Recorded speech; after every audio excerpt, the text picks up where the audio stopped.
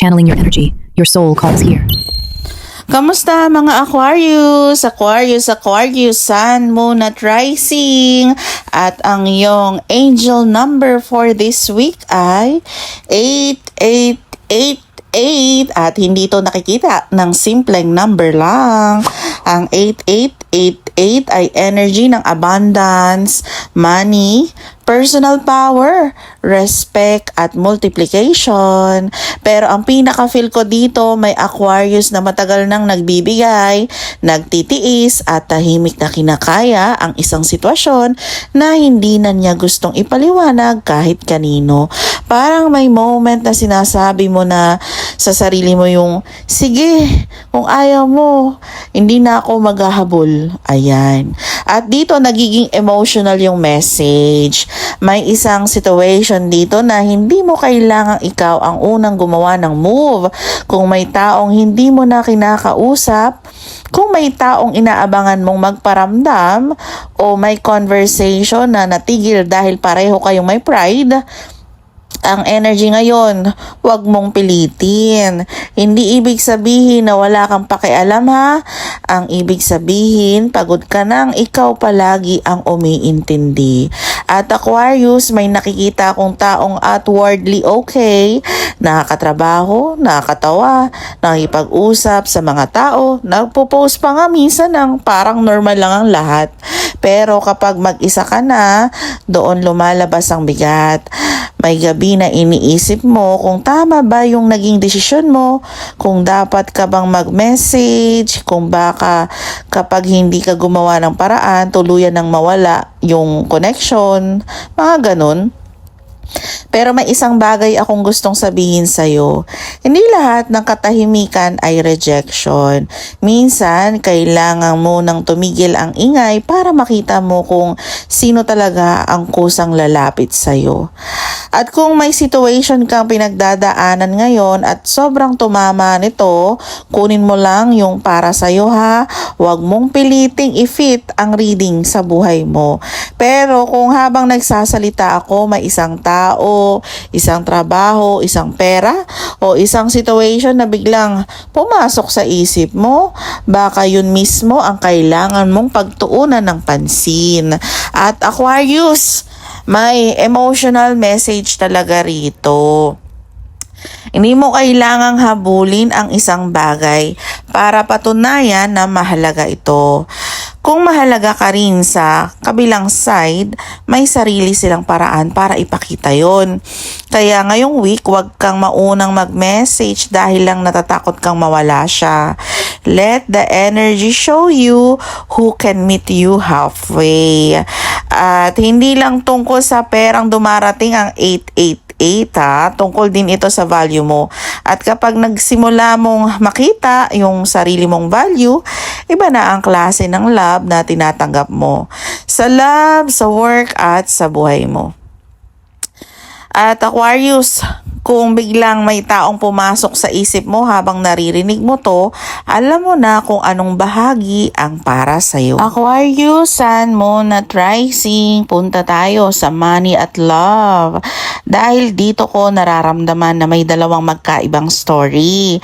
Sa money, may energy na parang hindi naman wala kang kakayang kumita. Ang problema, may lumalabas agad na gastos kapag may pumapasok. Parang may period na sasabihin mong, okay, finally, makakahinga na ako. Tapos biglang may bill, bayarin sa bahay, family expense, travel expense, utang, o kailangan mong gastusan para sa trabaho. May iba sa inyo na may gustong simulan na business, pero nagko-compute muna ng paulit-ulit. Magkano ang ilalabas ko? Babawi ba ako? Worth it ba? At may Aquarius din dito na may idea na matagal nang nasa isip, pero hindi pa tuluyang nagsisimula o nasisimulan dahil gusto mong siguraduhin muna na hindi masasayang ang pera. Ang energy ngayon, mas magiging importante ang disiplina kaysa biglaang gastos. May chance na magkaroon ng mas stable na source of income kapag mas pinili mong i-build yung isang bagay ng consistent kaysa palipat-lipat ng ginagawa dahil gusto mong makita agad ang resulta. At may isang bagay akong napapansin. May pera kang dapat protektahan. Hindi lahat ng taong nagtatanong kung kamusta ka ay kailangan mong sabihan kung magkano ang kinikita mo, ano ang business mo, o ano ang next move mo. May energy dito ng chismis at taong curious sa financial situation mo. Kaya kung may bagong opportunity, bagong client, bagong business idea, o planong paglipat ng bansa, hindi kailangang lahat alam agad. Minsan tahimik kang kumilos para tahimik ding lumaki ang resulta. At ngayon, nararamdaman ko naman sa love. Aquarius, may taong emotionally hindi ganon ka-open. At ito yung nakakainis na part. May attraction, may feelings, may connection, pero may pagpigil. Parang parehong may gustong sabihin pero walang gustong maunang magpakita ng vulnerability. At kung single ka, may possibility na may taong nakatingin sa'yo from a distance. Pwedeng social media, mutual connections, work o isang environment na paulit-ulit mong pinupuntahan. Hindi ito necessarily yung taong iniisip mo ngayon, kaya wag mong ipilit Kung may partner ka naman, may kailangan kayong pag-usapan tungkol sa money, priorities, responsibilities o future plans. At kung may relationship na puro ikaw ang nagbibigay ng effort, mapapansin mong mas madalas ka nang mapagod ngayon. Ayan, Aquarius Hindi dahil wala ka ng puso, dahil natutunan mo ng hindi dapat ikaw lang ang bumubuhat ng relationship. At sa mga may taong hindi mo kausap ngayon, ramdam ko yung tanong na kung gusto niya talaga ako, bakit hindi siya nag-message? Exactly, Aquarius. Hindi mo kailangang sagutin ng tanong na yan para sa kanya. Hayaan mong actions niya ang magsalita. Aquarius, this week, money teaches you value, love teaches you reciprocity. At pareho silang may isang message. Huwag mong ibaba ang standards mo para lang may manatili. Aquarius, Sun, Moon, Rising. Dito sa career at work, mas practical yung energy. May Aquarius dito na hindi naman tamad. In fact, pagod ka dahil marami kang ginagawa. Pero may feeling ka na hindi proportional yung effort mo sa nakukuha mong balik. May work situation na parang ikaw yung inaasahan kapag may kailangang ayusin. Kapag may problema, ikaw yung tinatawag. Kapag may kailangang habulin, ikaw ang gumagawa. Pero kapag recognition na, parang ang bilis mong makalimutan. At may possibility din na may kasama sa work na medyo mayabang ang energy. Yung tipong magaling magsalita, parang siya ang may alam sa lahat. Pero kapag actual na trabaho na, ibang usapan.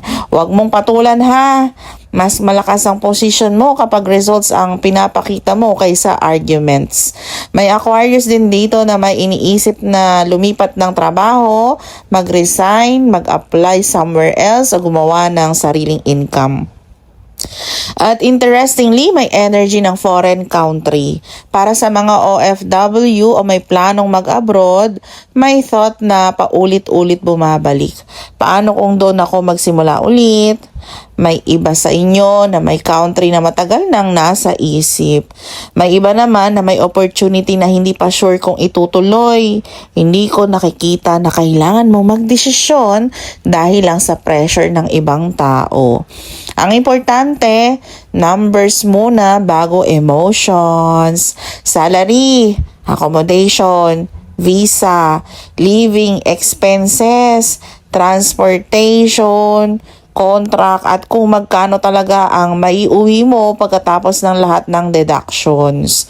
Dahil may energy dito na maganda ang opportunity sa papel, pero kailangan mong tingnan ng actual computations. Para sa mga nagbabalak ng business, ito yung mas interesting. May idea kang pwedeng pagkakitaan, pero baka iniisip mong maliit pa. Huwag mong maliitin yung maliit na nagsisimula. Ang energy dito ay skill becoming income. Yung alam mong gawin, service, online work, selling, content, consultation, trade, specialty skill, may potential na mas seryosong pagkakitaan kapag ginawa mong system. Hindi yung kapag inspired ka lang sa kamo gagawin. Consistency ang magiging pera. At may isa pa akong nararamdaman sa career. Ayan, Aquarius may kailangan kang tapusin. May project, application, paperwork, training, client, business preparation o work responsibility na matagal mo nang gustong matapos pero nahahati ang attention mo dahil marami kang iniisip. Kaya minsan ang problema hindi lack of opportunity. Sobra-sobra ang hawak mo nang sabay-sabay. Piliin mo kung ano ang may pinakamalinaw na balik. At Aquarius, may isang bagay akong gustong bantayan mo. Huwag mong sabihin ng maaga ang next move mo sa taong hindi naman kasama sa success mo. Lalo na kung may office politics, chismis, competition o taong mahilig magtanong tungkol sa personal mong plano. Hindi lahat ng nagtatanong ay masaya para sa'yo. May mga taong curious lang, kaya kung may plano kang mag-abroad, lumipat ng work, mag-business o magkaroon ng bagong source of income, work quietly. Kapag stable na, saka mo ipakita dahil ngayong energy mo mas magandang tahimik na preparation kaysa maagang announcement. At para sa mga OFW na malayo sa pamilya, may isang emotional layer dito. Kahit sanay ka nang magtrabaho abroad, may moments na biglang pumapasok yung thoughts na hanggang kailan ko ba ito gagawin? Hindi ibig sabihin na alis ka agad ha. May part sa'yo na gusto na magkaroon ng mas sariling buhay, mas sariling income, at mas maraming choices. At yun ang direction na dapat mong pag-isipang mabuti. Hindi lahat kung magkano ang sweldo, kundi saan ako mas may future. Dahil Aquarius, hindi lang kita ang hinahanap ng energy mo ngayon. Security, independence, at isang buhay na hindi ka laging kinakabahan kapag may biglang gastos. Aquarius, Sun, Moon at Rising, sa health energy naman, ang pinakaunang pumapasok sa akin ay pagod na naipon sa katawan dahil sa mental load. Hindi lang physical tiredness. Yung katawan mo minsan parang nakahiga na pero yung utak mo hindi pa rin nagpapahinga. May iniisip tungkol sa pera, may iniisip tungkol sa trabaho, may iniisip tungkol sa isang tao. May kailangan kang bayaran, may kailangan kang ayusin. Kaya kahit natutulog ka, may possibility na pagising mo parang hindi ka fully recharged. Sa katawan, mas gusto kong bigyan mo ng attention ng balikat, batok, leeg, upper back at lower back area. Especially kung matagal kang nakaupo, nagtatrabaho sa phone, computer, nagbabiyahe o palaging nakayuko. Ayan, Aquarius May tendency na doon mo maramdaman ang tension kapag stress ka. May iba rin na kailangan bantayan ng sleep pattern, late sleeping, putol-putol na tulog, o yung madaling araw na saka palang nagiging active ang isip. At kapag kulang ang pahinga, minsan pati mood at concentration na apektuhan. May energy rin na nagsasabing wag mong baliwalain ang stomach or digestive discomfort, lalo na kung irregular ang pagkain dahil busy sa work. Hindi ito diagnosis Aquarius ha. Kung may persistent pain, unusual symptoms, paulit-ulit na discomfort o may concern ka talaga sa katawan, magpatingin sa qualified healthcare professional kaysa umasa sa reading. Pero energetically, ang biggest message ko sa iyo ay hindi mo kailangang hintayin na bumigay ang katawan mo bago mo ito alagaan. May tendency na sabihin na okay lang ako or pagkatapos na lang nito or marami pa akong gagawin o next week na lang ako magpapahinga. Tapos paulit-ulit na naman, Aquarius. Kaya this week, simple things matter. Kumain ng maayos, uminom ng sapat na tubig, ayusin ang tulog kung kaya, mag-stretch, maglakad, at kapag ramdam mong overloaded ka na, huminto kahit sandali. Hindi ka machine ha. At Aquarius, bago ko tapusin itong reading, may gusto akong sabihin sa mga nakikinig mula sa umpisa. Baka may part dito na hindi tumama sa'yo at okay lang yun ha. Huwag mong pilitin. Pero kung may sinabi ako na biglang nagpapaalala sa'yo ng isang tao, isang trabaho, isang bansa, isang business plan, isang problema sa pera o isang relationship, yun ang energy na mas magandang pagtuunan mo ng pansin. Dahil ang reading ay hindi para takutin ka. Para itong mirror. Ikaw pa rin ang may choices sa buhay mo. At yung 8888 sa umpisa, ang pinakamalakas na reminder para sa akin ay tungkol sa value. Value mo sa trabaho, value mo sa pera, value mo sa relationship, at higit sa lahat, value mo sa sarili mo. Kaya kung matagal ka nang nagbibigay, pero nakakaramdam kang nauubos ka na, matutong magtira para sa sarili mo. Kung nagtatrabaho ka sa abroad at sobrang mismo na ang pamilya mo, huwag mong ikahiya yung nararamdaman mo. Kung naghahanap ka ng bagong income, huwag mong maliitin ang maliit na simula. Kung may love situation na hindi malinaw, huwag mong buhating mag-isa ha. At kung may pangarap kang matagal mo nang pinagpapaliban, baka panahon ng seryosohin mo rin ang sarili mong future. Aquarius Sun Moon at Rising, maraming salamat sa pakikinig at sa pagtitiwala sa reading na to. Kung may tumama sa'yo, dalhin mo lang yung message na kailangan mo, at kung hindi para sa'yo ang ibang bahagi, release it. Hindi mo kailangang kunin ang lahat. Mag-ingat ka sa sarili mo, lalo na sa katawan, sa pera, at sa mga taong pinapasok mo sa buhay mo. At kung gusto mo ng personal reading, ang contact information ko ay nakapost sa description, pinned comments, or dito sa aking photo profile. Mag-ingat sa mga poster at fake accounts. Again, this is Astro Luna Quest. Hanggang sa muli.